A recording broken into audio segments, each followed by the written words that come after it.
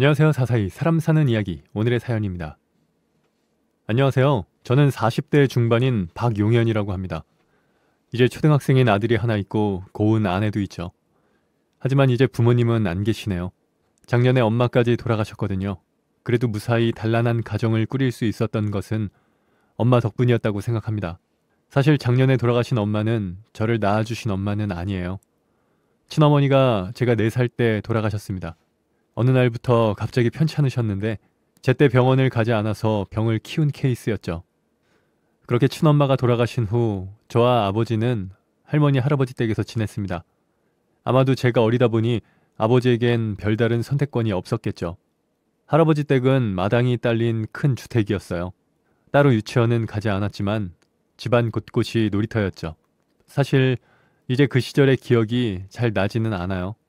그저 할머니가 고구마나 귤, 떡 같은 군것질거리를 챙겨주셨던 것과 제가 할아버지를 무서워했다는 정도죠.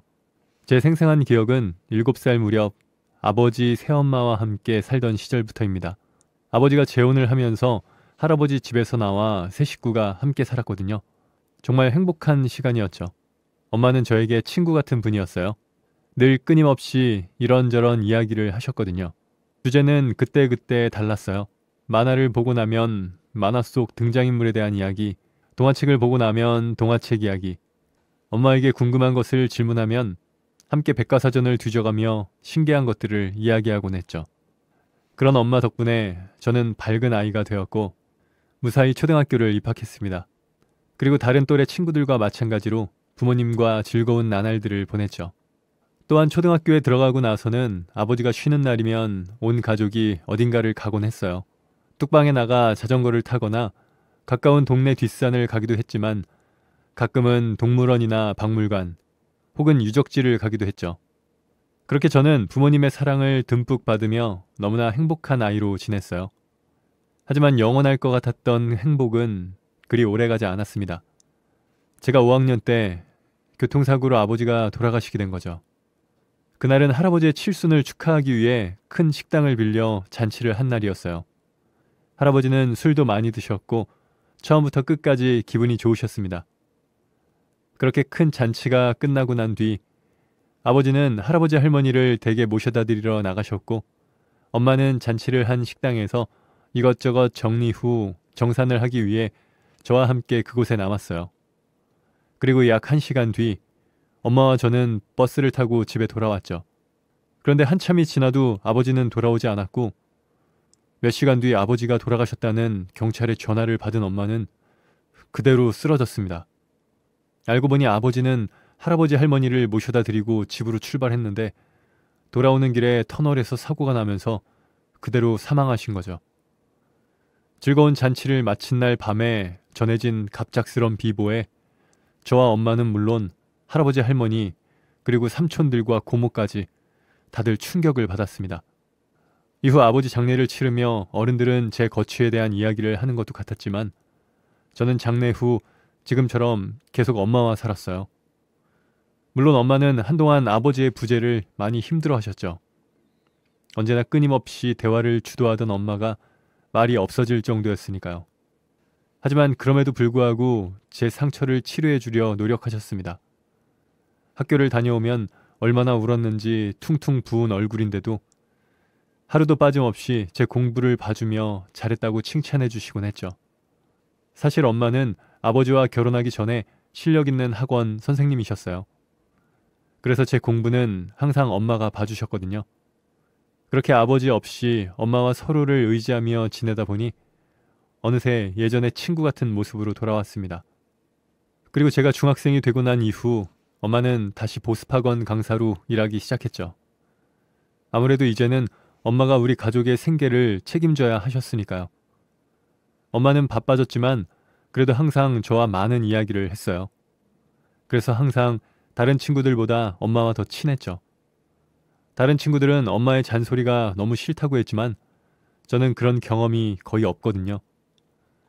사실 저는 초등학생 때부터 쭉 엄마에게 공부를 배웠어요. 그런데 엄마는 단 한 번도 저에게 화를 내신 적이 없었죠. 그러다 보니 엄마와 하는 공부 시간이 좋았고 늘 성적도 상위권이었기에 무사히 상위권 고등학교에 들어갈 수 있었습니다. 그런데 고등학교 1학년 새학기가 되고 얼마 지나지 않아 집에서 공부를 하고 있는데 누군가에게 전화가 걸려왔습니다. 용현이네 맞소? 네, 제가 용현이인데요. 그래, 용현이구나. 나 할애비다. 아버지 장례 후 5년 만에 듣는 할아버지의 목소리였죠. 할아버지는 저에게 할머니가 편찮으시다며 할머니를 보러 오라고 했습니다. 그래서 퇴근하고 집에 돌아온 엄마에게 할머니가 편찮으시다는 연락을 받았다 했더니 엄마는 제 말을 가만히 듣다가 물으시더군요. 용현아, 네 생각은 어때? 할머니 뵈러 가고 싶어? 그래도 편찮으시다니까 가봐야 하지 않을까? 그래, 그럼 다녀와. 엄마가 선물 준비해 줄 테니까 그거 가지고 가. 그리고 주말이 되어 과일 바구니를 들고 할아버지 댁에 갔어요. 엄마는 할아버지 댁 앞까지 저를 데려다 주시고는 저녁에 데리러 오겠다 했습니다. 그렇게 저는 할아버지 댁에서 오랜만에 고모와 삼촌들 그리고 사촌들을 만나 즐거운 시간을 보냈죠. 그런데 그날 이후 고모와 삼촌들도 툭하면 집으로 전화를 걸어 할아버지 댁에 오라고 하더군요. 그런 일이 몇 번 반복이 되니 사실 좀 지치기도 했어요. 일요일이면 다른 건 아무것도 못하고 하루 종일 할아버지 댁에 있다 와야 했으니까요. 그래서 다른 핑계라도 대려고 하면 편찮으신 할머니 이야기를 꺼내는 통에 거절할 수도 없었죠. 사실 제가 할아버지 댁에 가는 게 불편했던 이유 중 하나는 고모나 삼촌들이 제 앞에서 자꾸 엄마 흉을 본다는 것이었습니다. 용현이는 볼 때마다 마르네? 밥도 잘 못 먹고 다니나 보다. 아니에요. 점심은 도시락 먹고 저녁은 학원 가기 전에 엄마가 만들어 두신 거 먹고 가요. 학원? 네 엄마가 학원 선생이잖아. 근데 네가 왜 학원을 다녀? 네, 엄마가 중학생 때까지는 봐주셨어요. 엄마는 무슨... 근데 지가 학원 선생이라면서 애는 다른 학원을 보내? 돈을 아주 막 쓰는구나. 제가 그게 아니라고 설명을 하려고 하면 어른들은 그 이상의 말을 듣지를 않았어요. 뿐만 아니라 엄마가 아버지를 꼬셔서 결혼한 것이라던가 엄마가 욕심이 많아서 늘 문제였다 하는 식의 이야기를 하곤 했죠. 고모와 삼촌들이 엄마를 오해하는 것 같아서 변명이라도 하려고 하면 네가 아는 게 전부가 아니라며 제 입을 닫아버리곤 했어요. 그럼에도 불구하고 할아버지 댁을 주말마다 갔던 건 할아버지가 입버릇처럼 용현이 대학 등록금은 할애비가 해줄 거다. 그러니 자주 오거라 하시곤 했거든요. 꼭 등록금을 받아야겠다 하는 생각이 아니라 저를 생각해주는 그 마음이 너무나 감사했습니다. 그런데 엄마는 제가 할아버지 댁을 자주 가게 되니 싫어하는 눈치였죠. 늘 그랬던 것처럼 엄마와 이런저런 대화를 하다가 할아버지 댁에 가서 있었던 이야기를 하면 용현아, 할아버지 댁에 너무 자주 가는 것 같아. 아예 만나지 말라는 건 아닌데 엄마 생각엔 조금 거리를 두는 게 좋을 것 같아 하시곤 했죠. 사실 거리를 두라는 그 말이 완전 이해가 되는 건 아니었어요. 어쩌면 고모나 삼촌들이 늘 하던 넌 우리 식구야 하는 말이 어느새 저에게 입력된 것일 수도 있겠죠. 하지만 엄마는 제가 할아버지 댁에 자주 가는 것을 말리지는 않았습니다. 다만 자제하라고 할 뿐이었죠. 결국 제가 고3이 되면서 수능 준비로 인해 자연스레 할아버지 댁 방문이 뜸해졌고 할아버지와 고모, 삼촌들의 연락도 줄어들더군요. 그 덕에 저는 아무런 방해 없이 무사히 수능을 봤습니다. 이후 좋은 대학 합격을 한 저는 할아버지께도 이 소식을 전했죠. 할아버지도 제 합격 소식을 기뻐하며 제 등록금을 내주겠다 하셨어요. 하지만 어쩐지 더 이상 오라고 하지는 않으시더군요. 저는 조금 의아한 생각도 들었지만 한편으로는 잘 되었다는 생각도 들었어요. 대입시험이 끝나고 친구들과 놀러 다니느라 정신이 없었거든요. 그리고 입학 후에는 과외 아르바이트를 하며 조금씩 돈을 모았습니다. 사실 1학년을 마치고 바로 군대를 다녀올 계획이었는데 입대 전에 꼭 하고 싶은 것이 있었거든요. 그건 바로 엄마와 여행을 가는 것이었습니다. 그동안 엄마 혼자 저를 뒷바라지 하시느라 여행다운 여행을 가본 적이 없거든요. 그래서 1학년을 마치고 입대하기 전에 엄마와 저는 온천으로 여행을 떠났습니다. 엄마가 강의 때문에 시간을 길게 뺄 수 없다고 해서 1박 2일 뿐이었지만 좋은 호텔도 잡아 온천도 하고 맛있는 음식도 먹었죠. 엄마는 너무나 행복한지 아들 덕에 호강을 한다며 고맙다는 이야기를 100번도 더 했습니다. 지금 생각해보면 그때 엄마 연세가 고작 45세였어요. 엄마가 저를 처음 만났을 때 나이가 32살이었으니 엄마는 30대를 오롯이 저를 위해 쓰신 거죠. 그렇게 엄마와 행복한 여행을 다녀오고 난 뒤 저는 입대를 했습니다. 훈련소에 입소하는 날 엄마와 함께 갔는데 무사히 올라가실 수는 있을까 싶을 정도로 우시더군요. 제 까까머리만 봐도 울고 점심 식사를 하려는데 한술도 못 두고 눈물만 보이셨죠.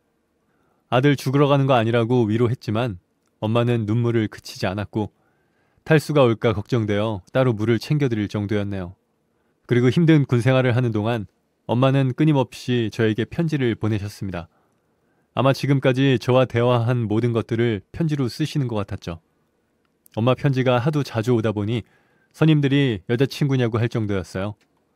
그렇게 엄마의 소소한 일상이 담긴 편지는 제 군 생활의 버팀목이 되어주셨습니다. 그래서 힘든 이등병, 일병 생활도 무사히 보낼 수 있었던 것 같아요. 그런데 상병 때 휴가를 나와 할아버지 댁에 인사를 드리러 가보니 할머니가 돌아가셨더군요. 뒤늦게 알게 된 저는 당황했어요. 사실 제가 할아버지께도 몇 번 편지를 보냈기 때문에 할머니 소식을 전하려면 얼마든지 전할 수 있었거든요. 그런데 아무도 저에게 연락을 하지 않은 거죠. 이상한 분위기는 그뿐만이 아니었어요. 할아버지와 함께 살던 삼촌과 숙모는 제가 빨리 갔으면 하는 눈치였죠. 전 이상한 기분을 느꼈지만 그 눈치에 떠밀려 돌아올 수밖에 없었습니다. 그때부터 저는 할아버지 댁에 가지 않았어요. 딱히 오라는 소리도 없었고요. 그렇게 저녁 후 아르바이트를 하며 시간을 보내고 복학하려고 했는데 엄마가 저에게 그 기간 동안 어학연수를 다녀오라고 하시더군요. 그런 경험이 나중에 저에게 도움이 될 것이라고 하면서 말이죠. 사실 할아버지가 대학 등록금을 대주셨을 테니 학비 걱정은 따로 없었죠. 그래서 저는 짧은 어학연수까지 다녀온 뒤 복학을 했고 별 문제 없이 학교 생활을 하던 중 할아버지가 돌아가셨다는 소식을 들었습니다. 그런데 제가 상복을 입고 장례식장에 가니 고모와 삼촌들이 상당히 놀라시더군요. 사실 저는 사촌형에게 연락을 받고 간 거였거든요. 계속해서 묘하게 어색한 분위기가 연출되었고 그 상황이 불편했던 저는 잠시 자리를 피했습니다.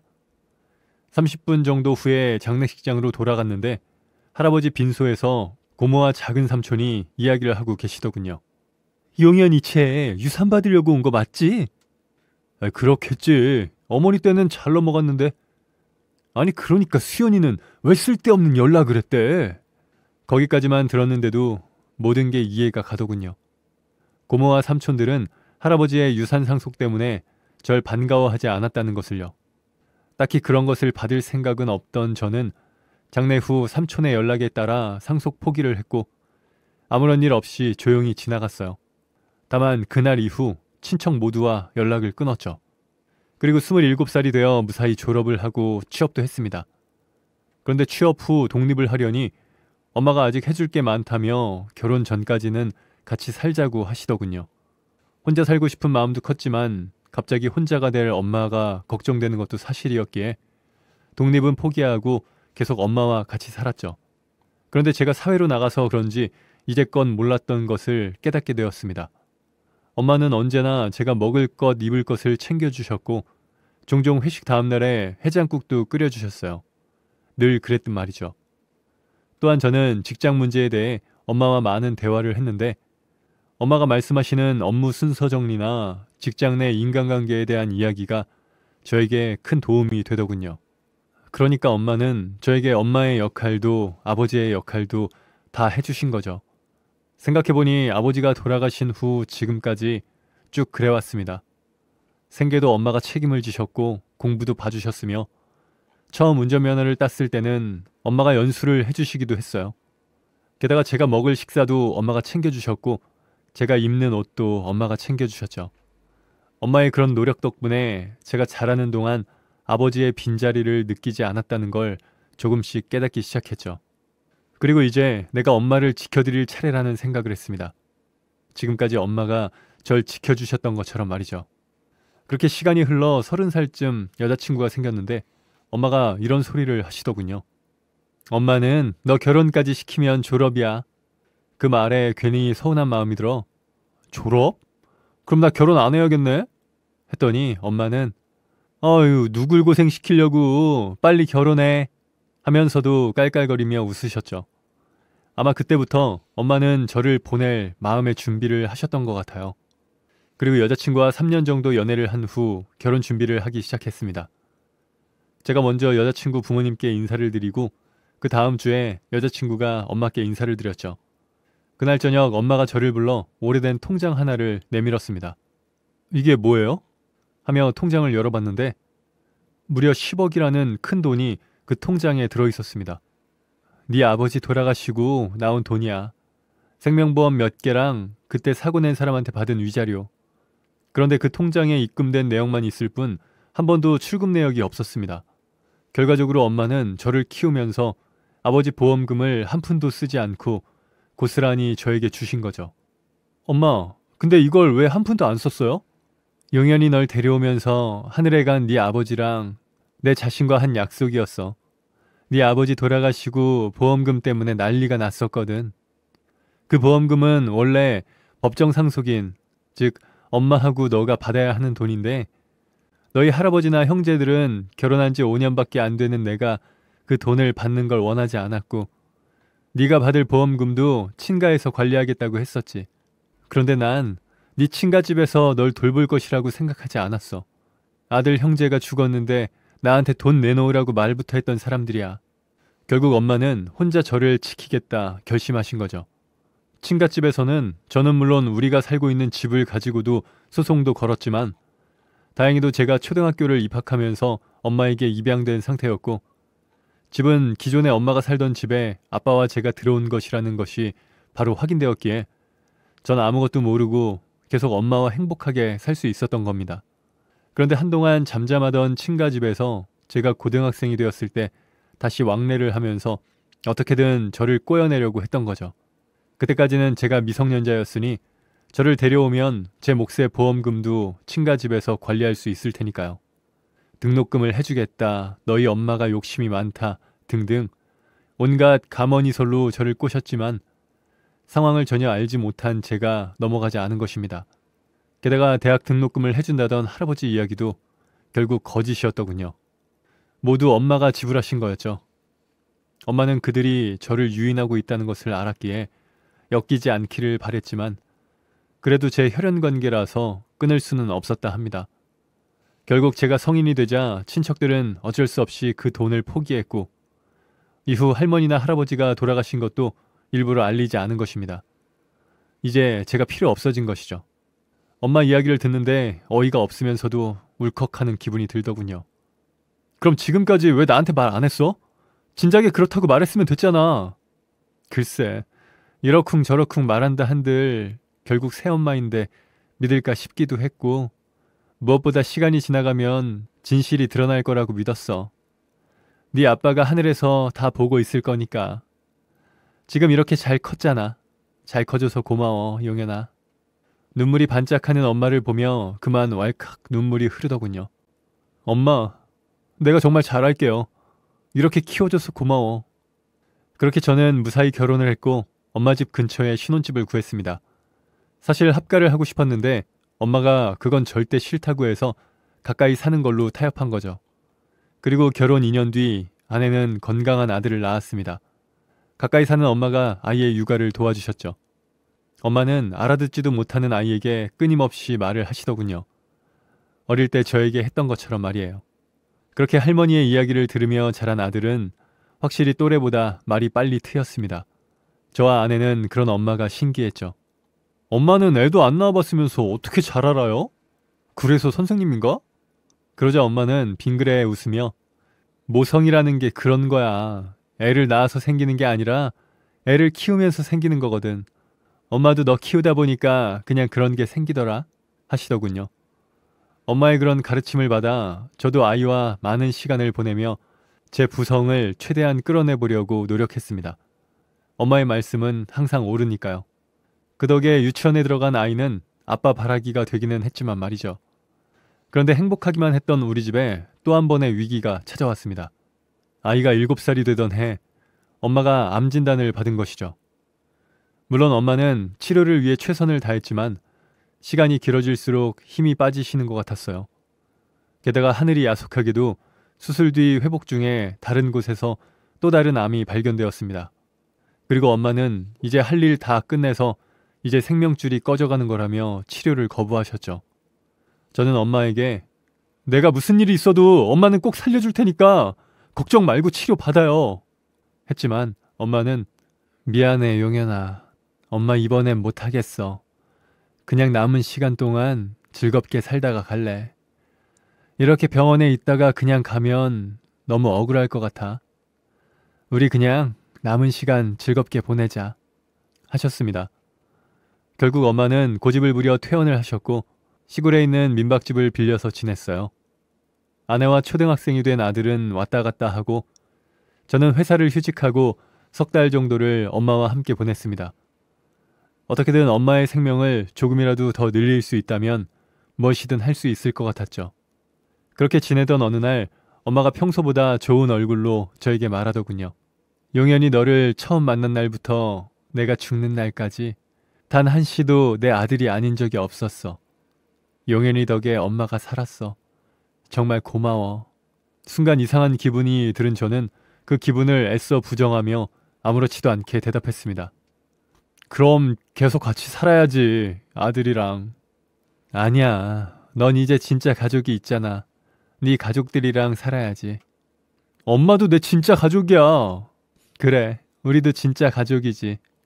그날 그런 대화를 나누고 한 달 뒤 엄마는 70세의 나이로 돌아가셨습니다. 자신의 임무를 다 하고 초연히 하늘로 가버리신 거죠. 저는 장례식 이후에도 엄마의 영정사진을 내려놓지 못하고 한참을 힘들어했어요. 엄마가 떠난 건 저에게 무엇보다 견디기 힘든 일이었죠. 큰 정신적 지주를 잃은 느낌이랄까요? 엄마와 저는 피가 섞이지는 않았지만 그보다 더 큰 무언가가 있었거든요. 하지만 아버지가 돌아가신 후 엄마가 저를 보며 힘냈듯이 저 역시 그렇게 이겨내고 있습니다. 이제는 엄마가 하늘에서 절 보고 계실 테니까요. 벌써 엄마가 돌아가시고 1년이 다 되었습니다. 엄마, 7살의 엄마를 만난 그날이 아직도 생각나곤 해요. 그날 이후 엄마는 단 한 번도 제 엄마가 아닌 적이 없어요. 잘 키워주셔서 너무 감사해요. 나도 엄마 같은 부모가 되어볼게요. 엄마, 오늘도 너무나 보고 싶습니다. 네, 오늘 사연은 여기까지입니다. 사람 사는 이야기, 채널 구독과 좋아요, 알람 설정 부탁드립니다. 감사합니다.